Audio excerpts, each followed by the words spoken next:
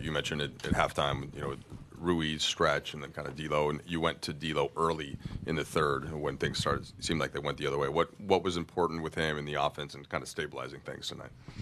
Yeah, I thought there's a few things there. Just half court shot creation, having another ball handler out there. Really wanted to play in the middle of the floor tonight. They have some young guys that really try to pressure you, and didn't feel like playing on the side was good. Didn't feel like playing in the post really was good either, because they flood with that low guy and they're disruptive. Kamara's like Dyson Daniels or some of these other guys we played recently that just kind of get you out of your flow offensively if you are stagnant. So we wanted to just play in the middle of the floor. But I thought Rui in that second quarter was great, and D'Lo just having a big time game. AD was fantastic. And then defensively for us, I thought a number of guys played really well, and Gabe Vincent, Max Christie, Cam. It was overall a really, really good game for our group. Along those lines, what's sort of the big picture utility on a night like tonight in terms of, obviously D'Lo hit shots, but before that, it felt like he was doing a lot of little things in terms of organization and stuff like that mattered. You mentioned Cam. He had 4 assists, I think, during the second quarter. What sort of is the challenge to take this stuff that occurred like on a night when LeBron and Austin aren't out there in possessions and figure out ways to fit this in? Yeah, I think you have to adapt throughout the season with what works for the group and what works for different players. I will say, night to night, LeBron and AD are going to have the ball, and the offense is going to run through them. How we do that has been different at different times throughout the year. The other guys are really good offensive players and really talented, and there's nights where it's their nights, and there's nights where it's not. So some of it is feel, but again, you have to be open to mixing different things in. It's funny because when LeBron was like scratched, I went into my office and I put like 7 ATOs together that obviously didn't involve him. One of which was for Rui, which I don't know if we've called an ATO for him since the preseason, and we executed it and he scored, and we ended up running that 9 or 10 times, and I think they stopped it once. So that flexibility I think is important.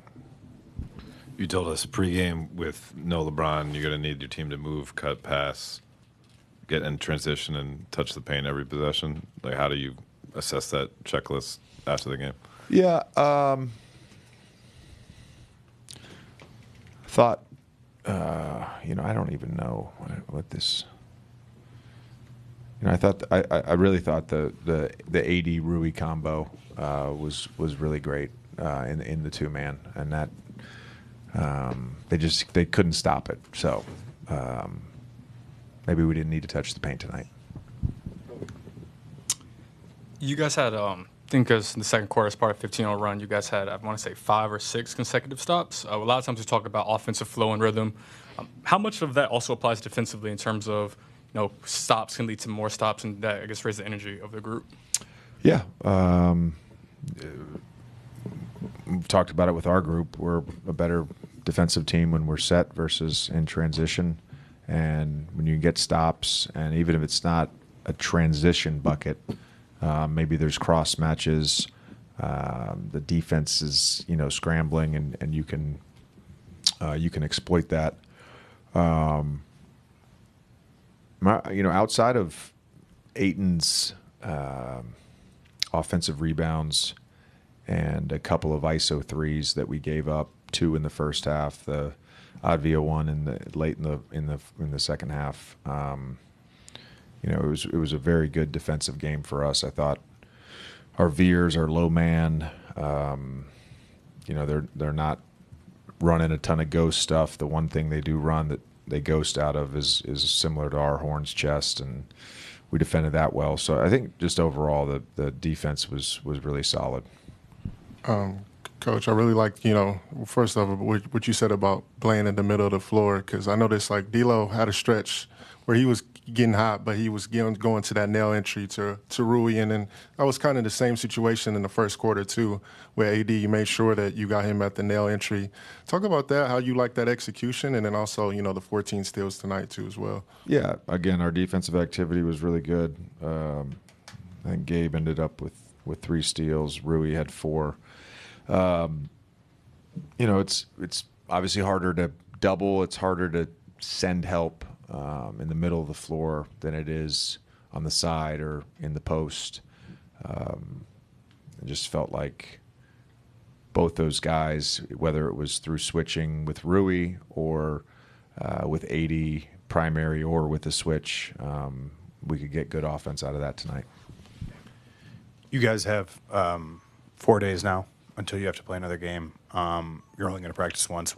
Kind of what went into the calculus in terms of what this team needs? And I guess curiously for you, what about what the coaches need? That's what I was going to ask. Like for you, getting this kind of break, how are you going to handle it in terms of an audit and stuff like that? Well, we haven't had a ton of practice time, but the reality is we are banged up. Even the guys that are playing every night are banged up. I would say tonight is the end of a very long 2-week road trip. We've already had an 11-day road trip. Travel has been tough. Some of the back-to-backs and even just the other night from Atlanta, getting home at 3 a.m. So I would have liked to practice, but I think you do have to look for these opportunities, and they're very rare to give your guys 2 days off. Tuesday, it's not mandatory, but will be sort of a recovery, get what you need day for guys that need it. But heck, if somebody wants to go spend a couple nights in Santa Barbara and relax, that's fine too. It's quarter way through the season. For the coaching staff, we've already started doing some internal auditing, some comparisons between, first 14 games, really offensively, first 15 games, and what we've done the previous 9 and going into tonight. Just trying to figure out what works, what doesn't, and some of the red stuff we need to audit and figure out what switching groups we want to have and what type of teams are hurting the Reds versus what type of teams we've defended well against with our switching groups versus when we played coverage and all that stuff. So it's a good opportunity for everybody. Thanks, Coach.